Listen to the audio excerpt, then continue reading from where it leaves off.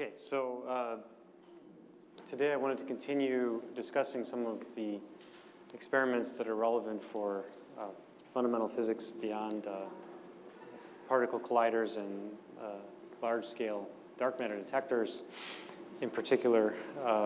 So today, last time we discussed experimental platforms that can look for new scalar forces. In particular, we talked about testing for non-Newtonian gravity and equivalence principle violation using sensitive force or accelerometer type detectors.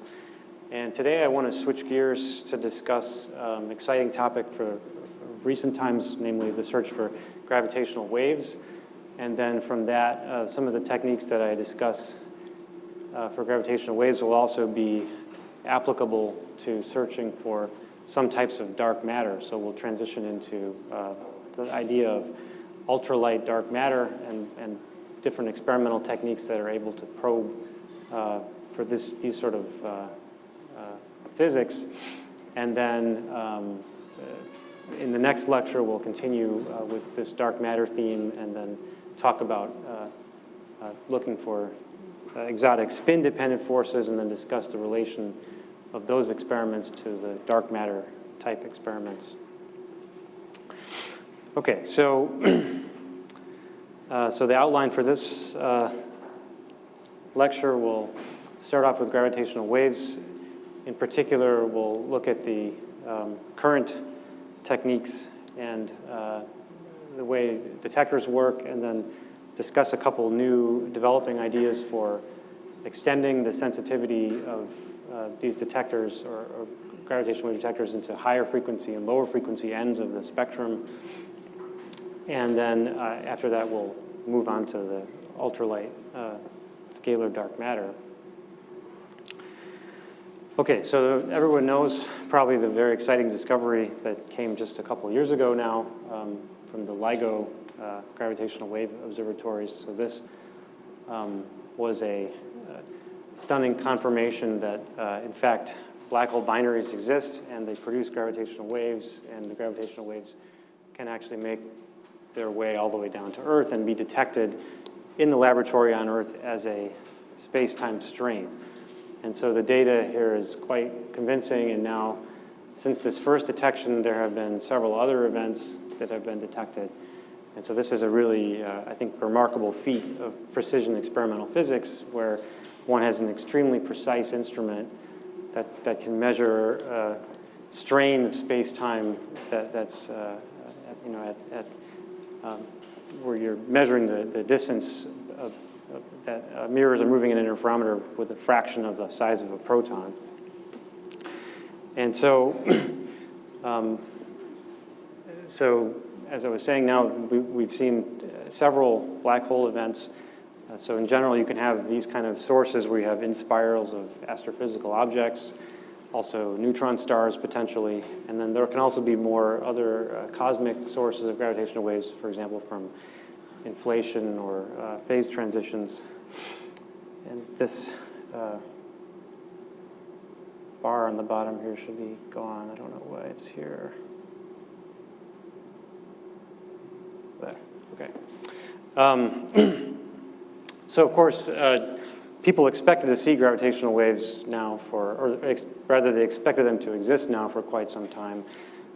In particular, after in the 90s, it was observed in this Hulse-Taylor binary system, where basically the period change here of this spinning pulsar changed in accordance with what one would expect if one were losing energy from the emission of gravitational waves. This was, of course, a Nobel Prize. So I think it was pretty well established that gravitational waves existed, but I think it's exciting now to be able to realize that the detection of gravitational waves actually in a sensor on the Earth, where we can actually see the effects of the strain of space-time. And so you can think about the action of gravitational waves as basically stretching space-time. So if I have two test masses, then the physically measured distance between those test masses will oscillate at the frequency of the gravitational wave. And there's some strain parameter, which is typically called h, which is giving you the relative change in that distance over the length scale. And in contrast to electromagnetic radiation, where you have two polarizations for the massless photon, here we have, again, two polarizations for the graviton, but they're now in these quadrupole patterns where you have a plus polarization and a cross polarization. And so, so just like if you have an accelerating charge, as you know from elementary electromagnetism, this produces dipole radiation. If you have an accelerating mass, you can get gravitational radiation and quadrupole radiation. And so the kind of simplest version of that is either some asymmetric mass distribution or in this case, a set of rotating dumbbells. And so then the typical strains produced, for example, by neutron star binaries are quite small, 10 to the minus 21 or something like that at a frequency of around 400 hertz. So these are extremely small effects that are very difficult to detect. And so going back a little bit, some history in the field. So the original ideas for detecting these really small perturbations in space-time go back to the 60s, where initial development was done on these resonant bar detectors. And so here's a picture of Joe Weber standing next to one of these early detectors. This is basically a gigantic piece of aluminum, and a gravitational wave comes along and essentially causes this aluminum bar to ring like a bell. And so it's particularly sensitive if the frequency of the gravitational wave coincides with the natural mechanical resonance frequency in that aluminum bar. And so this then allows you to enhance the signal from the gravitational wave and to produce a measurable amplitude from it. And of course, Weber had erroneously thought that he discovered gravitational radiation, and this spurred a lot of excitement in the field, but then it was later determined that those events were not actually gravitational waves. Modern day resonant bar detectors still exist, and so this is an experiment that's actually not too far from here, just a little bit west of here in Padova. So this is a resonant bar detector that's in a dilution refrigerator operating at 100 millikelvin. It's 3 meters long and over 2 tons of aluminum. It has a very high mechanical quality factor and a resonance frequency of around 1 kilohertz. And by using a capacitive measurement, basically one can detect strains of 10 to the minus 21 per root hertz with these devices, which make them pretty competitive. So since the bar detectors had been online for a while, then after that there was the development of these modern day interferometer detectors. And so this is just a cartoon picture of the current style gravitational wave detector. Basically, you have a laser, and it looks like a Michelson interferometer, where you shine the laser on a beam splitter, and you have part of the light going down one arm, and then part of the light going down the other arm, and you have additional Fabry-Perot cavities here. So these are just additional cavities where you have a lot of light built up. Photons pass many, many times in each of these arms to enhance the signal, basically increasing the effective length of these arms. And so a gravitational wave comes along perpendicular here to the surface of the Earth, for example, with a certain polarization pattern like the one I've drawn here. Then the physical distance between these test masses then gets modulated as that gravitational wave passes, and you can look for particular polarization-dependent effects where, for example, if this arm contracts, that arm expands and so forth. And so then the phase that you measure on the output of the interferometer, it then encodes this information about the differential change in the arm lengths as that gravitational wave hits the detector. So there's a global network of these detectors. At this point, the only, so there's two LIGO detectors, one in Louisiana in the United States, one in Washington. These are the only two that are operating in the sort of advanced mode with the sensitivity sufficient to detect the gravitational waves so far. The Italian detector Virgo is soon to be operating at similar sensitivity, and there's a slightly smaller detector in Germany, the Geo 600, and as well as a few others around the world that are currently being built up. And so having this network allows you to localize the source of the gravitational wave by looking at the time at which a signal arrives at the various stations. Okay, so a little bit on the details of what's limiting the sensitivity in these detectors. So again, here's a situation where we have a gravitational wave coming along perpendicular to the arms of the detector. And so you can ask, well, okay, so what's stopping me from measuring such really tiny strains? And so the answer is, depending on what frequency you're looking at, different. So if I have a strain, delta L over L, and I want to be able to measure, say, a 10 to the minus 22 fractional change in length, then with a 4-kilometer arm, you have to measure distances here that are on the order of 10 to the minus 19 meters, which it's extremely difficult measurement problem. And so depending on the frequency of the perturbation, then the limitation is different depending on what frequency you're interested in. And so at lowest frequencies, there's a background just from the fact that this detector is sitting on the Earth. So you have seismic motion basically from the ground and also just from human sources of things moving around and gravitational gradients and local gravitational field changing while things move and so forth. At kind of medium frequencies, then we have limitations from thermal Brownian motion. So this is very similar to what I discussed in the first lecture as a limiting noise source for these micro cantilever experiments or micro oscillator experiments looking for deviations from gravity.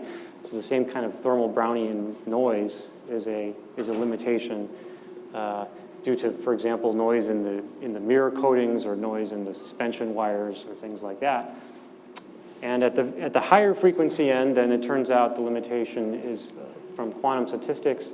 So this is just from photon shot noise, the fact that there's a discrete number of photons being detected, and you're trying to do your best possible quantum shot noise limited measurement of the distance between the mirrors with a certain finite number of photons.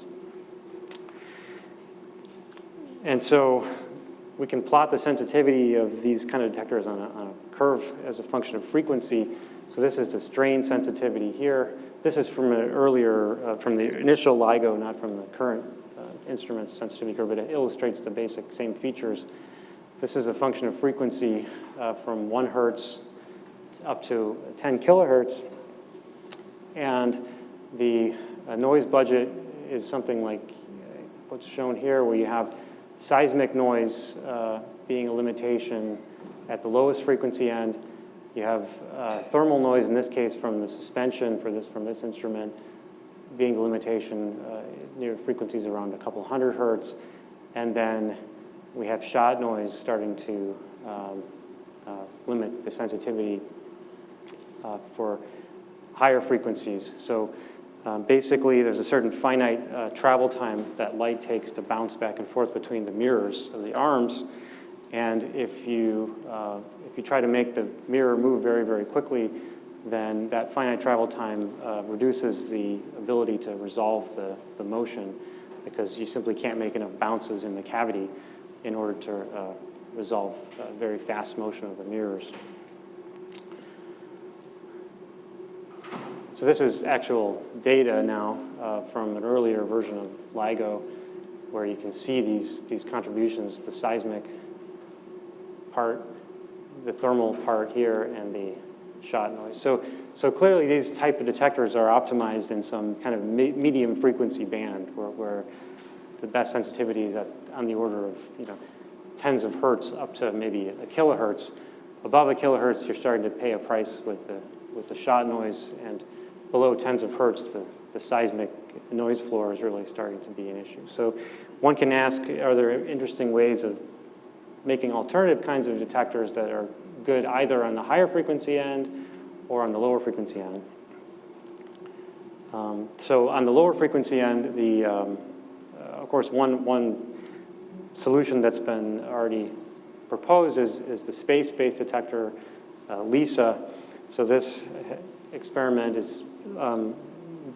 has shown some promising preliminary results from the Pathfinder experiments, for example, and so promises to be quite sensitive in the sub 10 hertz range in a space-based environment.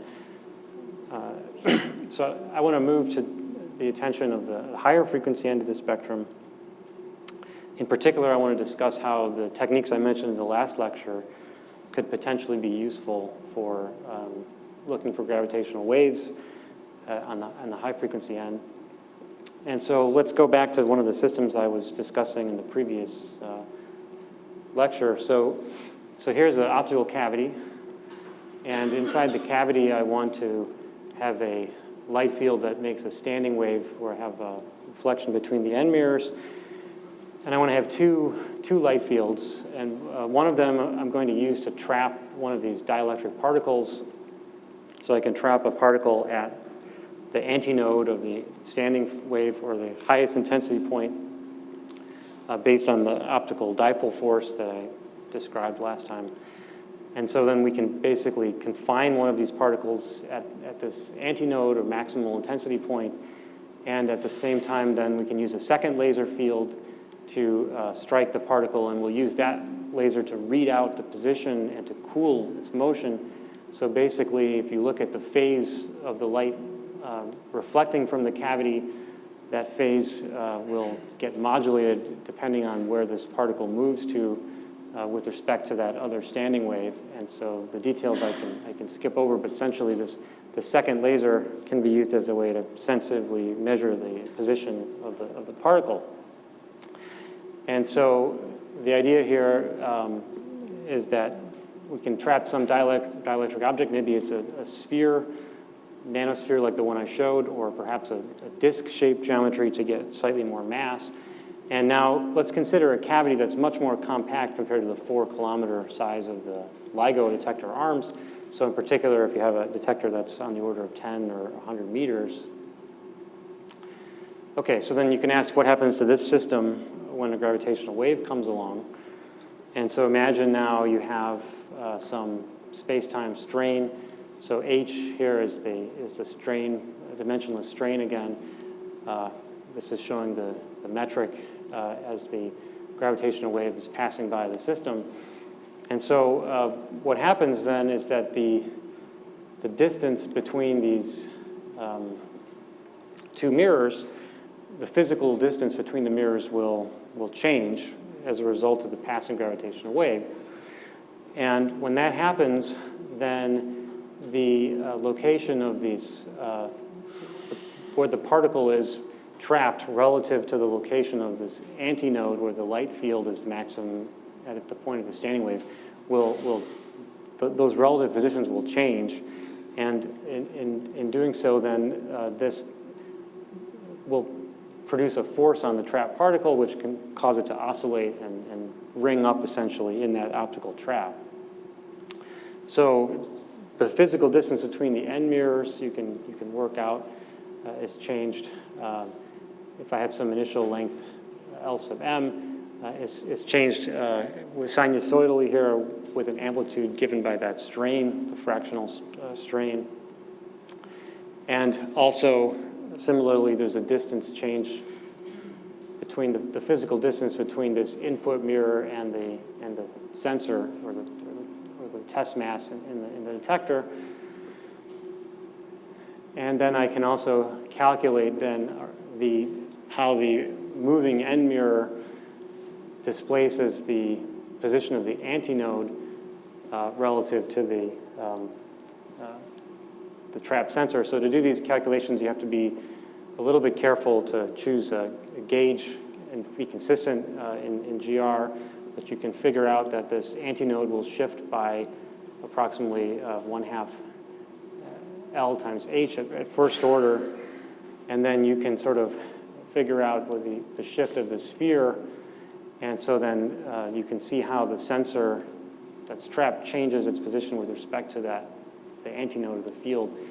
And so the formula comes to be 1/2 times this distance of x from the mirror minus the total length times the h plus corrections of order h squared. So this is kind of interesting.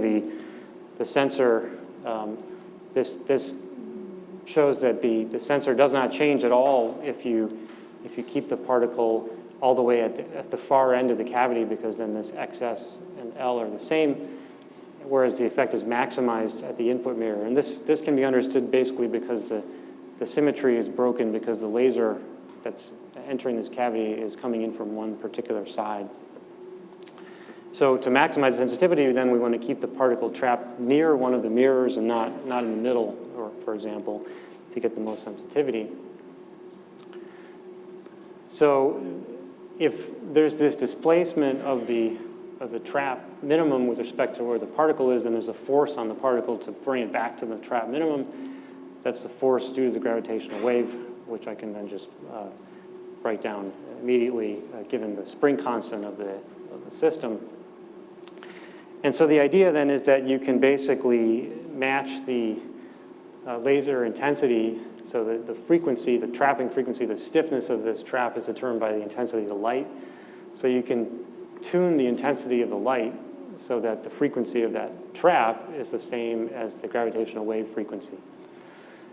And in doing so, this is sort of you can think about it like a tunable version of the giant aluminum bar detector, where the bar detector basically has to have its natural mechanical resonance coincide with the gravitational wave frequency. Here, the optical trap is determining the stiffness, so you can basically adjust the frequency over a variety of ranges to match depending on which kind of frequency gravitational wave you're looking for. And so if you have a 100-meter long cavity, then you can get a strain sensitivity that's really competitive with these advanced LIGO type detectors at the high frequency end of the spectrum. And so this is about 10 to the minus 22 per hertz. Sorry, yeah. Can I ask a question? Yeah. So if you build an interferometer, let's say, you build LIGO at this size, it won't work. Right. But this, That's right, and I'll explain the reason shortly. Yeah, so LIGO is trying to detect basically the distance change between the two end mirrors as the gravitational wave passes, right? that's not what you're proposing. But that's not what we're doing, that's right. So what we're doing is actually more analogous to the bar detector. Obviously, the bar detector is not 4 kilometers long. Right? The bar detector fits in a room, right? Nevertheless, it has a high strain sensitivity.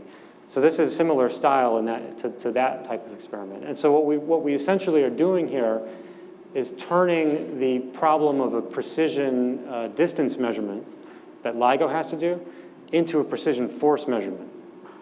And so whereas LIGO is going to be limited at high frequency by the photon statistics, by photon shot noise, in our case, we're going to still be limited by thermal Brownian motion in the sensor. And those have a different frequency scaling, is the point. So this technique will not beat LIGO or advanced LIGO at low frequency, but at high frequency, it can get far superior with a much smaller instrument. Yeah. That was to mention that this is supposed to probe a higher frequency range than LIGO. Yes. LIGO gravitational waves came from like really energetic phenomena like mergers, and that's what we suppose.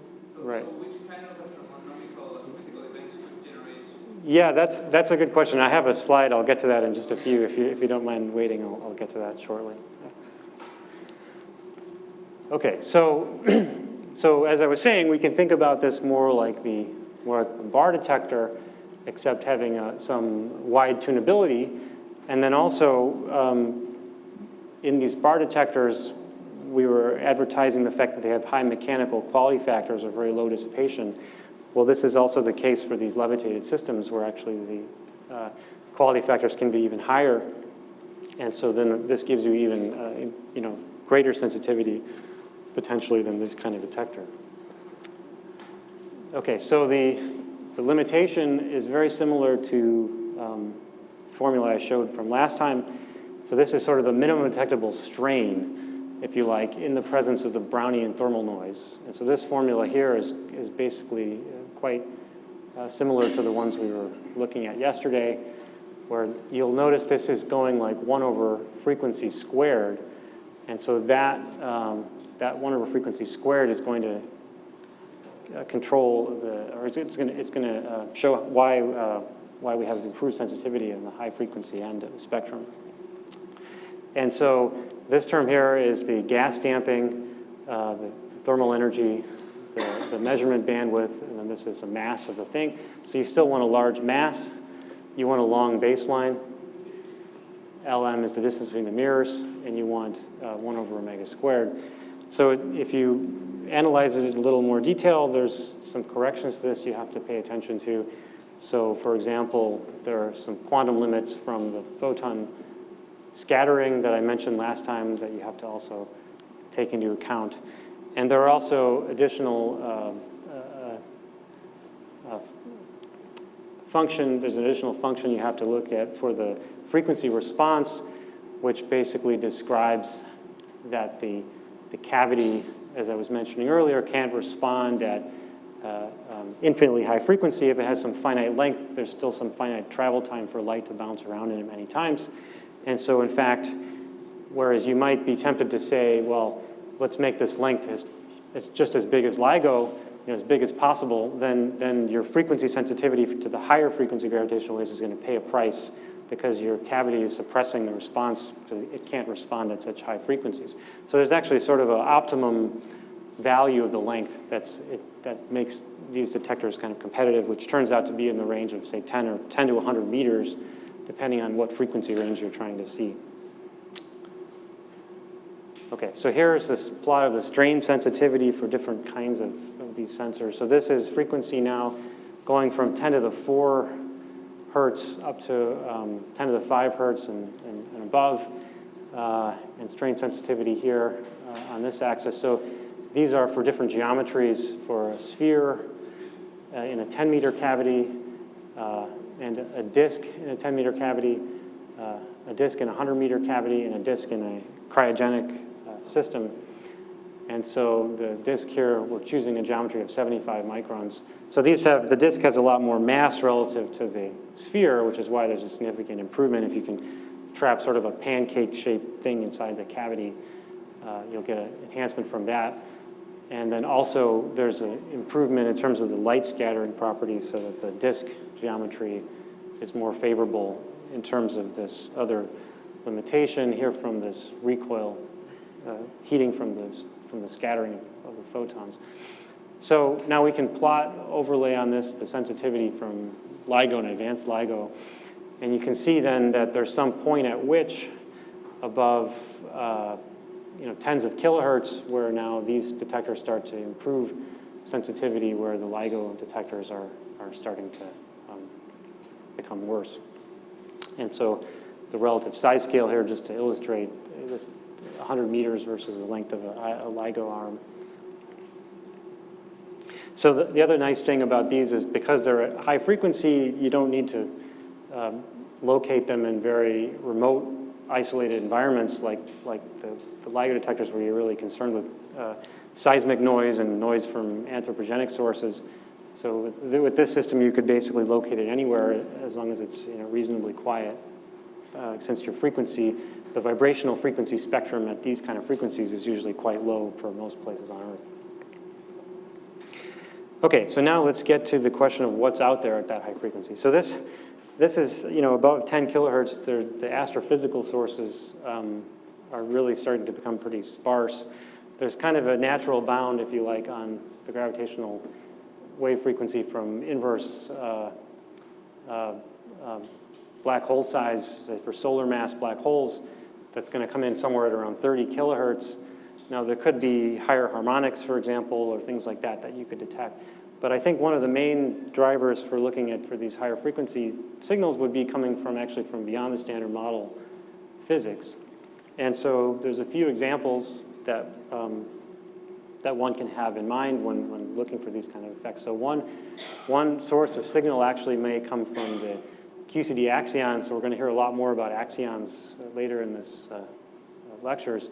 But so the axion is its own antiparticle, and it can basically form a cloud around black holes, and through what's known as the black hole superradiance mechanism, it can basically produce a source of monochromatic, long-lived gravitational radiation that happens to have a frequency which naturally could be at these kind of frequency ranges, say around 100 kilohertz.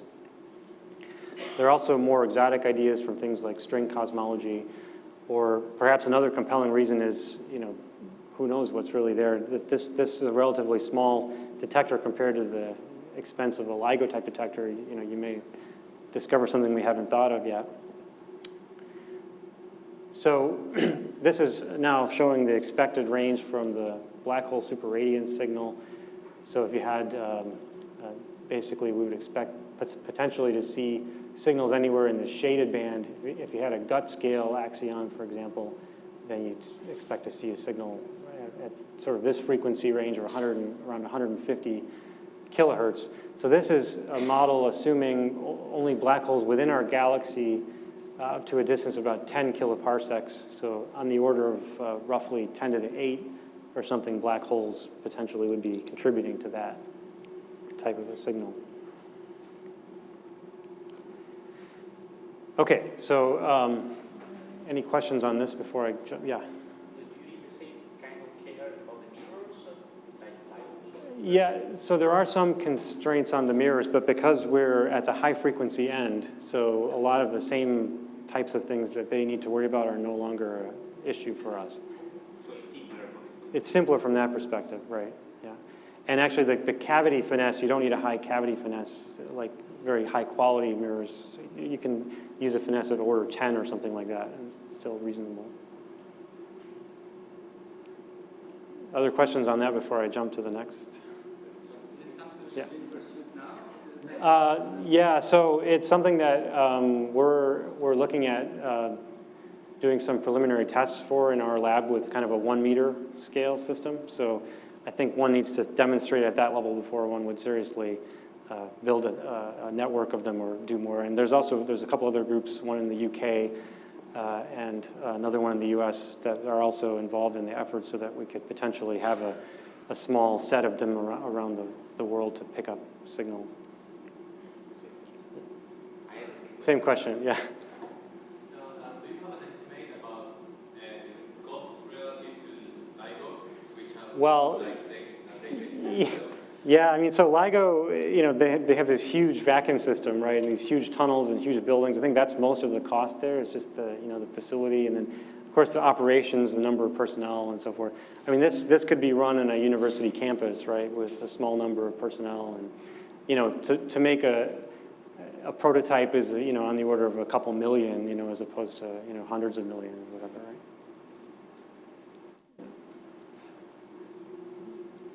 Any other? Okay, so then on the other end of the spectrum, on the low frequency end, there of course is the LIGO space-based detector, which is looking quite promising. But then also there are ideas for using atomic physics-based sensors for being able to do similar measurements. So here, the idea is to use a matter wave interferometer, which can be generally used as an accelerometer or a gyroscope. And so I'll explain this in a moment. So basically you have a signal, you look at basically split an atom's wave packet so that it goes along two different paths. And then when the two paths recombine, you can measure the state of the atom. And there's a phase, if you look at the relative phase accumulated on the arms of the interferometer, then that relative phase, which you can detect, is proportional to the acceleration experienced by the atom. And so that accelerometer then can be used as a sensor for gravitational waves. I just wanted to switch to the board for a second just to motivate a little bit about how that works.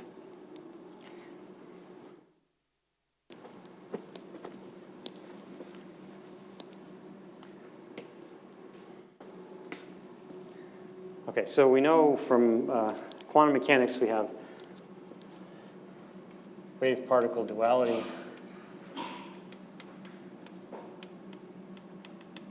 So if I have an atom that has some momentum, there's a de Broglie wavelength, which is given by the h over the momentum. And so just like photons, particles can interfere like as if they were waves, right? So you can have a double slit experiment, for example. So I have some incident matter wave. Let's say I have an actual physical grating with two slits in it separated by some distance. Then in the far field, you can see some interference pattern.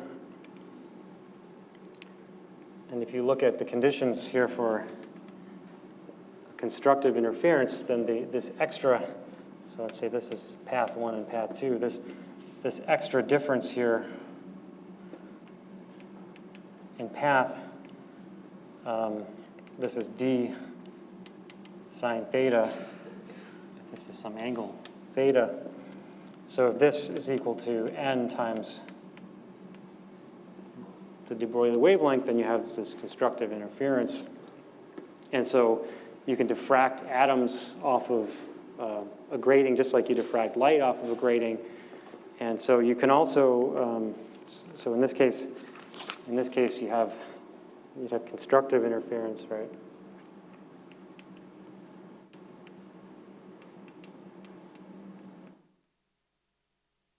If you have the path length difference, any integer number of de Broglie wavelengths, and destructive for the odd half integers.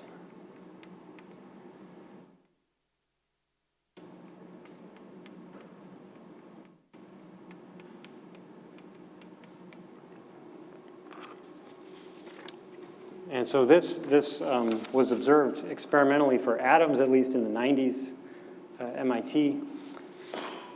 But so you can also do this with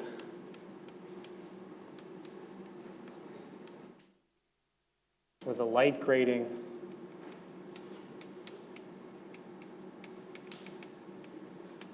And so rather than having a physical material here with slits cut into it, you can have an optical standing wave.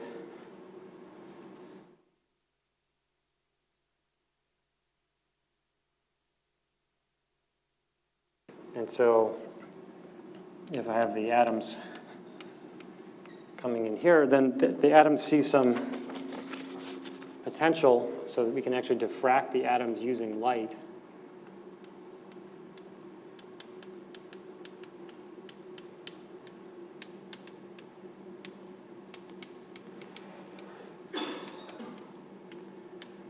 And so there's some potential energy for the atom when it's in the radiation field from the laser that has to do with its polarizability.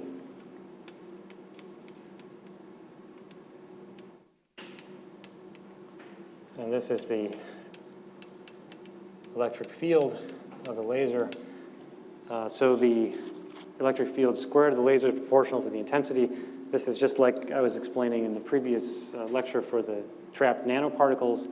So the atom has some polarizability. So in the laser field, it acquires a dipole moment, which then couples back with the electric field of the light to give you some potential. And so basically, you can have this periodic potential from the standing wave here, where you have nodes and antinodes.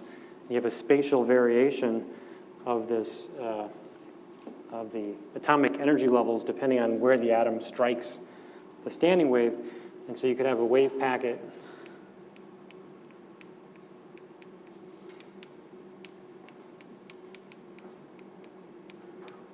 that then picks up some phase shift as the atomic wave packet passes through the standing wave, where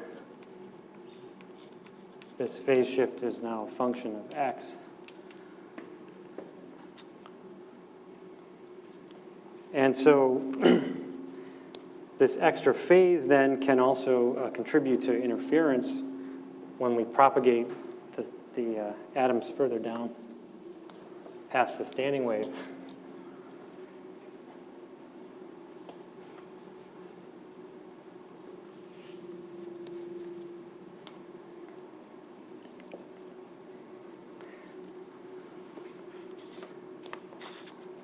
So the phase shift delta phi is going to be some phi naught cosine squared 2 pi x over lambda for the period of this. So the period is going to be lambda over 2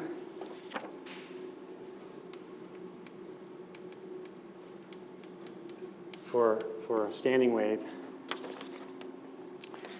And so then you can have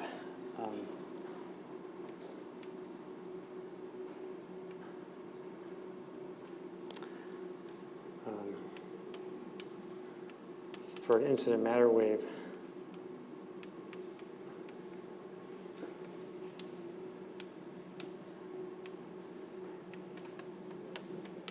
a set of interference fringes, again, this time occurring when d sine theta is lambda de Broglie. And here d, the slit width, if you like, is now the space between the antinodes, which is half a wavelength. So half the laser wavelength sine theta is equal to n lambda de Broglie for constructive interference.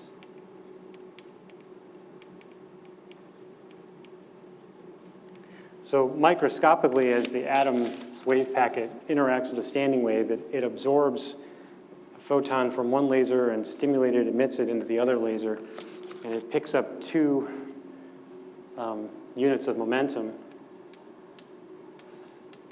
of the photon's momentum in the transverse direction. And so we can use this to split the atomic wave packet here. It's basically like Bragg scattering, if you like, off of a grating. So we split the atomic wave packet along 2 different trajectories. And it's also possible to, in addition to that, splitting along 2 trajectories, actually change the internal state so that I have one atomic internal state that didn't get kicked, and then the other atomic internal state that did. And we can also use the internal state as a way of measuring the outcome of the interference. And so that's done with so-called Raman transitions. So here are 2 hyperfine states of the atom that we can use as our 2 states for the interferometer. And so this is some state, we'll call it 1 with momentum p. And undergoing a Raman process, it's just like we showed here with the Bragg scattering, except we have 2 lasers here where there's an energy difference between them to account for this energy splitting between these 2, between this metastable state and some ground state. And so then we can, at the same time as giving the photon momentum to the atom, we can at the same time change the internal state. And so depending on the duration of the pulse that the atom experiences, then this would be a plot showing the probability of being in state number 1 with momentum p, or the state number 2 with momentum p plus h bar k effective, where k effective is the effective wave vector here for the 2 photons. And so, as you can see, depending on how long you let this interaction occur, or how much intensity of the light you use, this can be set up in a beam splitter configuration where we can basically create an equal superposition of these 2 states through the interaction with the laser pulse. And so for the beam splitter, basically we wind up having a state that looks like a linear combination of the one state and the other state with a momentum kick plus some extra phase factor. This phase basically is the phase of the light field that gets imprinted onto this atomic coherence between those 2 states. And so for this arrangement, we can do this beam splitter pulse here, and then a mirror pulse and then another beam splitter pulse. And at the end of the experiment, I can detect the population that's, for example, in one of these two states. And that population will depend on the relative phase accumulated by the atoms as they go along those paths. And so, for example, the probability in state 1 goes like 1 plus cosine delta phi squared over 2, where delta phi is that phase difference. So there are a number of things that contribute to the phase signal in the interferometer. So basically, we can think about it breaking up into 3 different terms. So one is the so-called propagation phase. This is basically the difference in the classical action along these 2 different trajectories. There's the phase that the laser imprints onto the atomic wave function that's given by this expression, basically the k vector of the laser times the coordinate position of where the atom is when it strikes the laser. And then there can be another piece here that's called the separation phase, which basically amounts to the fact that these 2 wave packets may not be completely overlapped at the time you apply the second beam splitter, depending on how each arm got accelerated during that process. And so this extra contribution needs to be taken into account as well. This technique allows one to get extremely high sensitivity for acceleration. And so just to show an example from some of the state-of-the-art work in the field, so this is an experiment done at Stanford University where they have a 10-meter long vacuum tower, and they launch a cloud of atoms up along that full 10-meter length. And they split these 2 arms, the 2 interferometer arms here, with a separation it's on the order of half a meter, right? So it's quite a dramatic separation. We have a single atom wave function split in 2 places at the same time at arm's length. And so the accelerations that you can measure here using this kind of a system are below nano-G per hertz, so extremely high sensitivity. How many atoms do they get? So I think in this experiment they have on the order of 10 to the 6, but they're projecting to be able to get up to 10 to the 8, I think, in the future. So then the idea is to use this extreme high sensitivity accelerometer to do gravitational wave searches. And so now here maybe we're stepping a little bit away from the concept of small scale experiments, since we're talking about potentially doing this in space.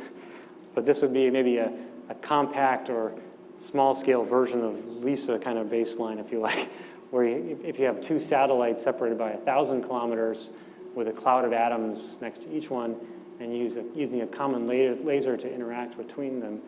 So you have the atoms basically acting as test masses here, measuring the space-time strain. And you're looking at the light travel time between the clouds in this case.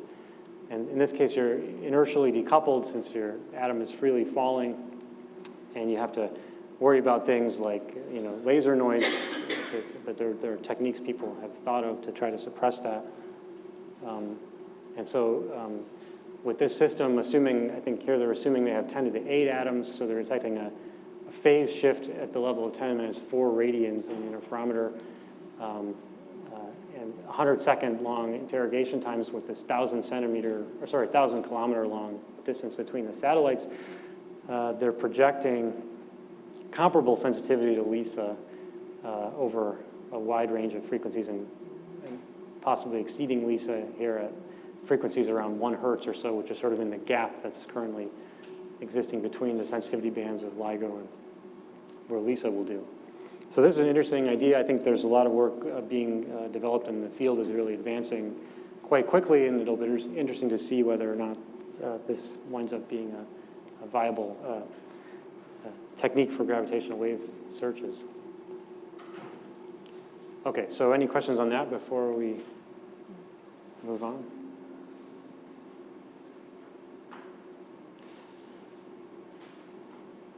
No.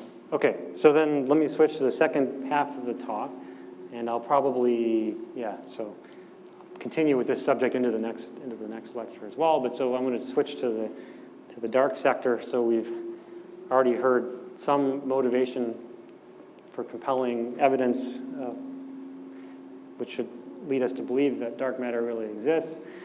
And despite data from colliders and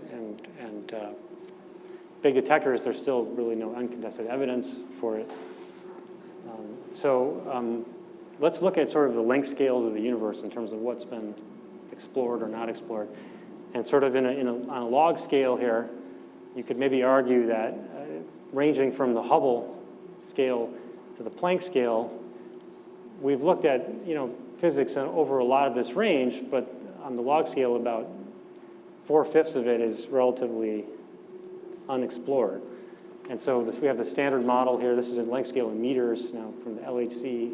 This is down to kind of nanometer scales. There's the dark energy length scale, which is around 10 to the minus 4 meters, also for neutrino masses. But so dark matter actually could have a mass that's over quite a huge range here of this length scale. So in terms of energy, dark matter could be as light as about 10 to the minus 22 eV. I think we'll hear later in the lecture series about why that bound exists and how we know that dark matter needs to be heavier than that. But the range over which we've been looking in experiments, which is primarily in this looking for WIMPs, is limited to sort of the tens to 1,000 GeV kind of range, and it's really a small slice of the possible masses that the dark matter particle could be. So it's perhaps not unreasonable to consider that dark matter might be a very light particle, in particular a very light boson. And so in this case, we normally think of dark matter as a WIMP, individual particles. But in fact, if we have the de Broglie wavelength here of the dark matter particle, depending on the mass and velocity and so forth, it's possible to consider these, again, going back to the analogy with matter wave-particle duality. I mean, we can think about this more as a wave rather than a particle, depending on what the mass is of the dark matter. And so as we decrease the mass, then we start to see the dark matter looking more and more wave-like until it winds up looking like a field. So we can think about this as some sort of scalar field that's like a scalar wave that would be permeating through space rather than individual localized massive particles. And so, so basically, when the density of dark matter, gets on the order of 1 over the de Broglie wavelength cubed, this is when we start to reasonably have this interpretation. And so for our galaxy, we'd need the mass less than sort of EV range for this door.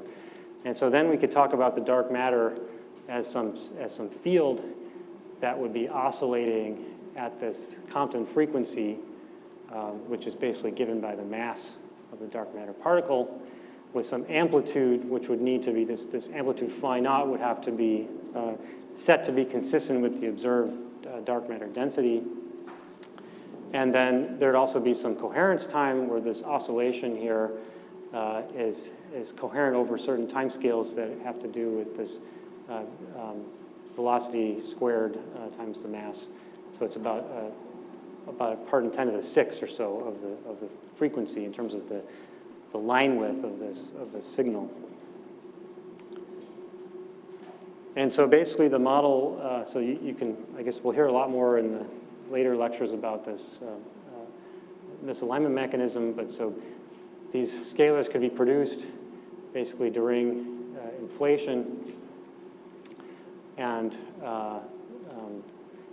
so then the idea basically, if you look at this scalar field, it looks like our harmonic oscillator equation, like what we had in the last lecture. So you have some friction term given by this Hubble parameter. And so you basically have this field frozen when the Hubble is larger than the mass of the particle. And when Hubble is smaller than this thing, can oscillate, and the density is going to scale like 1 over a cubed, just like dark matter, with some initial conditions that are set from inflation. Okay, so to summarize then, the dark matter could potentially be very light as 10 to the minus 22 eV. And in these sort of light dark matter models, then you'd expect to see basically a coherent field that's oscillating with some amplitude that's proportional to rho dark matter. Okay, so the experimental ramifications of that are that constants of nature, masses of elementary particles, actually could potentially pick up some time variance because of the oscillating scalar field. And so if I have a coupling to the Lagrangian with some field phi out in front to some power, we'll restrict to n equals 1 for the linear case for this talk. But so one could have a time-varying mass of the fermion, for example, or a time-varying fine structure constant, for example, that could produce measurable effects in an experiment. And so in addition to those time variations of the constants, these kind of light scalars can also produce like a fifth force in matter, like we discussed in my other lecture, and also generally can produce some kind of equivalence principle violation. So experiments that test equivalence principle violation can also put bounds on these kind of effects. Okay, so let's talk about some of the experimental techniques that one potentially could use or have been used or potentially being developed for these kind of searches. So in particular, I want to discuss 4 methods. So one using atomic clocks, and then one using bar detectors, torsion balances, and then atom interferometers. So with atomic clocks, basically you have some energy level splittings that you're trying to probe and measure in an atom. So optical scale splittings tend to be at kind of electron volt scale. There's also hyperfine splittings, which are suppressed by this factor of the proton and electron mass. And so you have this at the level of 10 to the minus 6 or so electron volts. There's also a fine structure term here missing, so I think this needs to be to the 4th power. Nuclear splittings, there are actually clocks that are being potentially worked on that would have nuclear splittings, which would have MeV level splittings. And so basically you can look at how the dark matter, oscillating dark matter, would affect these energy splittings in these kind of systems. And so particularly you have some ground state and some excited state that you're looking at with some energy levels that will pick up some time-dependent contribution as a result of these effects. And so, so typically with a atomic clock, you take a laser or a microwave and you tune it to some atomic transition. So the second is defined as a particular hyperfine transition in the cesium atom that corresponds to some specific number of periods oscillation. And so these atomic clocks have gotten extremely precise now with sensitivities that are pushing 10 to the 18. And there's been an awful lot of research in the AMO community with many Nobel Prizes coming up in the last couple decades. And so basically you take a laser or microwave source tuned to some transition and you maintain it tuned to that transition, and you can ask how well can you measure the frequency of the laser when you're tuned to the atom. And so the fractional frequency difference that you can sense basically has to do with the natural atomic line width, which is basically setting the lifetime of that state, times basically the number of measurements you do. So this is the statistics of averaging and the number of atoms that you're probing. So as I make more measurements, then I can make a more precise frequency measurement. And so you can typically do experiments with a couple of clocks, so you can remove systematic effects and figure out ratios of frequencies that we would look at that would depend on the dark matter. And so depending on the different clock, you could look at optical transitions, optical to hyperfine comparisons, 2 optical transitions, or perhaps in the future using these nuclear clocks comparing to optical transitions. And so here's some data showing current limits on, this is with existing data on parameters in the standard model, which would pick up a time dependence due to these oscillating dark matter fields. So the gray areas here are from fifth force experiments, and like the ones I mentioned with the torsion balances in the first lecture. And then these are from equivalence principle experiments as well. And then this is more recent analysis done of clock data for a rubidium-cesium clock comparison and a dysprosium clock comparison. And so, so these experiments are able to place some sort of bounds on these dark matter models. And in the future, with higher precision clocks and more accurate comparisons, then this is the excluded region up here. It's possible to potentially carve out quite a bit of the parameter space here for at the low frequency end for this ultralight fields where the masses are at the 10 to the minus 22 to 10 to the minus 12 EV range or something like that. Okay, so that's basically the idea with clocks. Any questions on the clocks?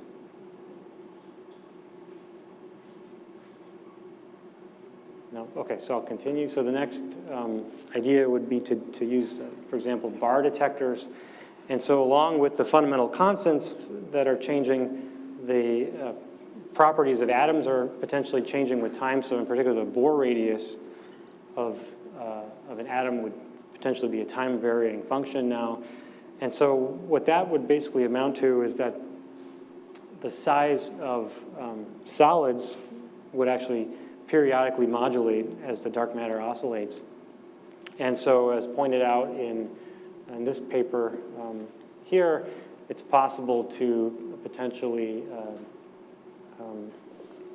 measure this effect in, for example, a large detector like a gravitational bar detector type experiment. And so, again, these are sort of modern day and former of these bar type detectors. And so here's a plot of the expected sensitivity. So these are from the dysprosium experiment. And these are as a function of frequency again, or the mass of the dark matter here, expectations for what you could do with the Auriga detector or other bar detectors, for example, spherical detectors or a future detector called dual. So using this oscillation of the fundamental, or of the mass, of the Bohr radius rather, one can actually see or put bounds on these kind of effects using these large detectors. Could you please comment on the Yeah. y-axis? What is the quantity on the y-axis and all these plots? Here, yeah. So these are various standard model couplings. So the different terms in the standard model, like for the electron charge, the mass of the electron, they'll have different dependence in general on these fluctuating fields. And so this particular one, I think, is there. This is from this reference, but I think they're looking at the electron charge and electron mass in particular on this axis. And so this is relative to gravity, meaning that it's normalized to the Planck mass, essentially. So how much weaker than Planck is it? So yeah, I can point you there for more details, but I'm not an expert on that. Other questions? Okay, so then continuing, it's also pointed out that one could use accelerometers to look for this oscillating ultralight dark matter. And so this is a paper that has a nice sort of table of the possible ways in which the ultralight dark matter can produce signals in experiments. So we talked about the clocks here with this dilatonic-like coupling where we have a field phi in front of the standard model operators. There's also a coupling to the Higgs portal through the same kind of linear coupling here. It's also possible with these scalar dark matter to have an acceleration, and that was what the subject of this paper was from 2015. And then they also have other effects listed in the table, pseudoscalars, vectors, and so forth, and I'll say more about some of these later on in the next lecture. So for now, I want to concentrate on the scalar ultralight dark matter with accelerometers. And so, for example, one can have a terminal Lagrangian that's the so-called Higgs portal. You have some scalar field phi coupled to fermions like this. And so if I have some gradient in that scalar field that's permeating space, then I can have a force on matter. And so depending on how different materials with different compositions, for example, or different binding energies will couple to this dark matter field, there could be relative differential acceleration on one kind of object versus another. And so this is, of course, a violation of the equivalence principle, and you basically see a force that's in the direction of this gradient of the dark matter field, which will be actually changing direction randomly on some time scale that's longer than this coherence time, or roughly 10 to the 6 oscillations of the field. So you can look for these time-varying accelerations in a random direction where you have relative acceleration between different types of objects. Obviously, you don't want to have two objects that would co-accelerate together, but rather you're looking for equivalence principle violation type effects here to see these kind of accelerations. And so one way of measuring this would be an equivalence principle test. This is a torsion balance experiment that's been run at the University of Washington, where they have aluminum and beryllium test masses. And so if there's a dark matter-induced acceleration along one axis, then you can produce a signal in this experiment that looks like a time-varying torque on the pendulum due to this time-varying dark matter acceleration. And you can also do atom interferometers as a way of sensing these kind of effects. So the gradient in this scalar would, for example, produce a different force if I had different atomic isotopes. So here's this interferometer that I explained earlier. So one could imagine having two separate clouds of atoms that are launched in the interferometer that are, say, two different isotopes that would experience different coupling to the dark matter field.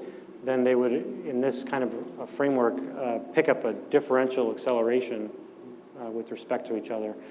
And in doing so, you produce a measurable signal in that interferometer. So here's for the expected range for this Higgs portal coupling, where you have B phi times h squared in the Lagrangian.